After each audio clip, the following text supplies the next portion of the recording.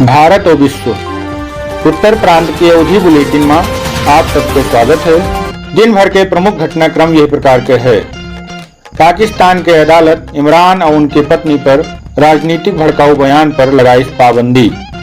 पाकिस्तान के एक अदालत द्वारा पूर्व प्रधानमंत्री इमरान खान और उनकी पत्नी बुशरा बीवी पर सेना सहित पाकिस्तान के प्रमुख सरकारी संस्थानन का लेके भड़काऊ बयान पर बृहस्पतिवार का पाबंदी लगाई रही। भारत के लोक शिकायत निवारण प्रणाली का राष्ट्रमंडल में सबसे बढ़िया माना गया है। यही हफ्ता 56 देशन के प्रमुख लोक सेवकन के बैठक में ये निर्णय लेंगे।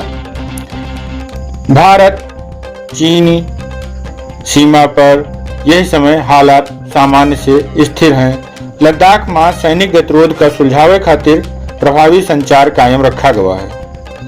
सिंगापुर में भारतीय व्यक्ति के हत्या के दोषी चीनी मूल के नागरिक का आजीवन कारावास की सजा सुनाया गया है। दरअसल चीनी मूल के नागरिक द्वारा वर्ष 2019 में एक नाइट क्लब के बाहर झगड़ा के दौरान भारतीय मूल के नागरिक के हत्या के